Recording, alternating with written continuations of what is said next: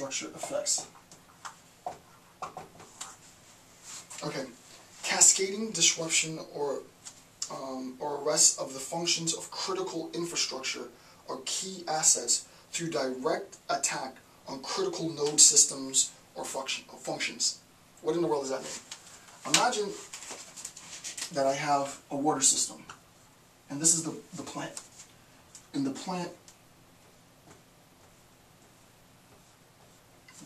connects, is the source or the hub, if you will, for the purification of water. And here's a community, and here's a community, and here's a community, and here's a community, right? And let's say each community has, just for the sake of easy numbers, 250K, right?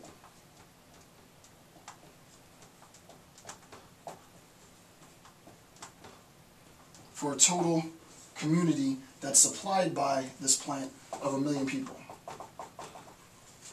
Obviously, if I throw or I directly attack this water treatment facility and I contaminate this water treatment facility, or I disrupt this water treatment facility, then what ends up happening is the contamination or the targeting is going to influence and affect the population as such, right?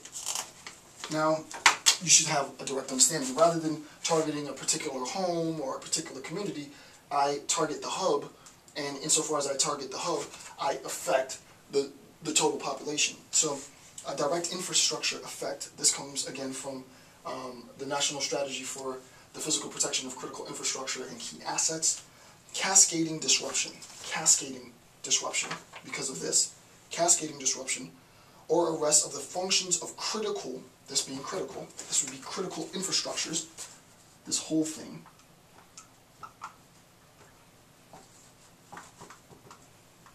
critical, I-N-F-R-A-S-T-R-U-C-T-U-R-E, this being critical infrastructure, this hub of water cleansing or whatever, is critical infrastructure, cascading disruption, or arrest of the functions of critical infrastructure or key assets through direct targeting on a critical node system or function. So that's direct infrastructure effect, right? So terrorist organizations want their targets to have direct infrastructural effect.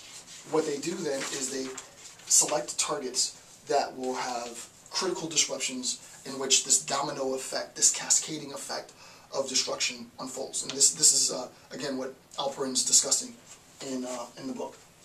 Okay, so that's the first. The second, number 2, is indirect infrastructure effect.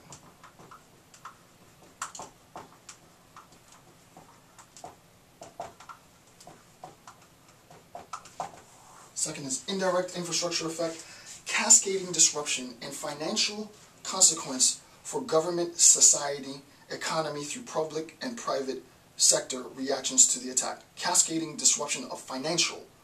Obviously we know what that was, the September 11 attacks, right? If you target the financial hub, and in the United States there's no ifs, ands, or buts about it. New York City is the financial hub. If you attack the financial hub, then you complicate and you collapse, not necessarily collapse, but you disrupt the flow of economic goods and services of the economy itself. At its worst level, you could even have a disruption in the market.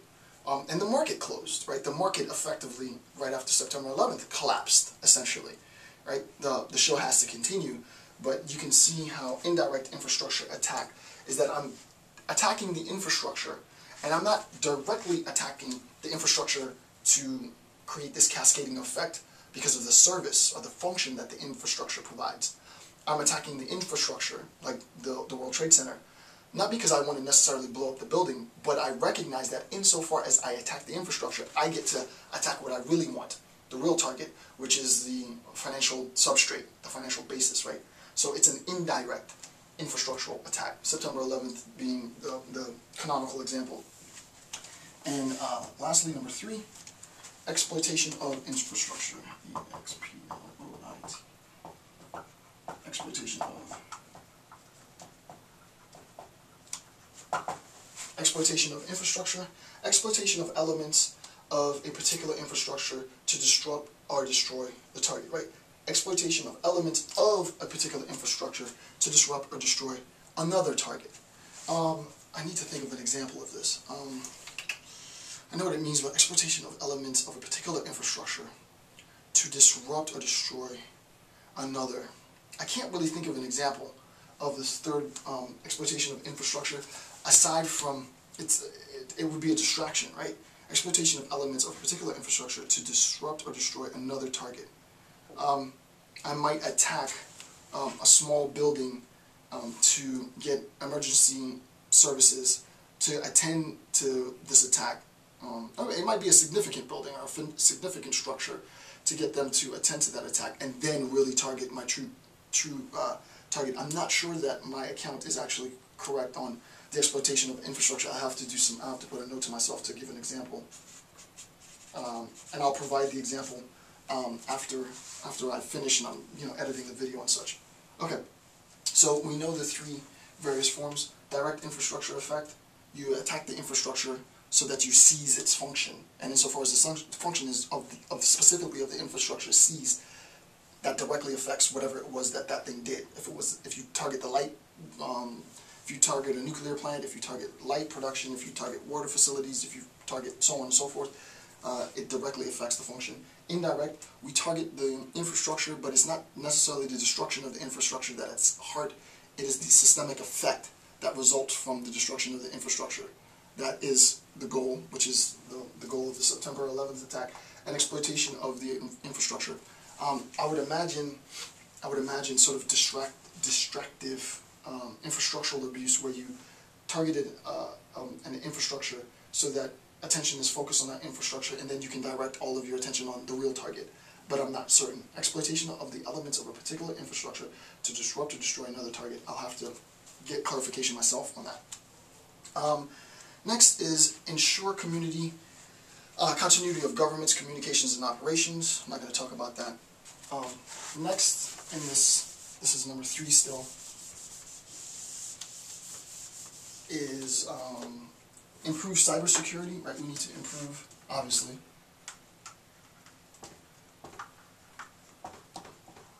Right? We need to improve cybersecurity. And again, I went through Alperin, and this is basically the list that he has in the book. So what I did is I copied the list and I just gave the links to all of the different codes, but the formation and the order of the list came from his book. The Patriot Act of 2001, Homeland Security Act of 2002, Cybersecurity Research and Development Act, November 7th, 2002, the National Strategy for Cybersecurity, February 2003, HSPD 23, National Cybersecurity Initiative, January 8th, 2008. So all of those contribute to cybersecurity, cybersecurity protection. Not going to talk about that. Obviously, we need to make sure that we do that. And then we need to protect transportation sectors. Okay? I think that's pretty good. Again, this is more of an overview. Number 4, we need to strengthen our nation's preparedness and emergency response capability. Now's when we really talk rather explicitly about this notion of preparedness, right? So,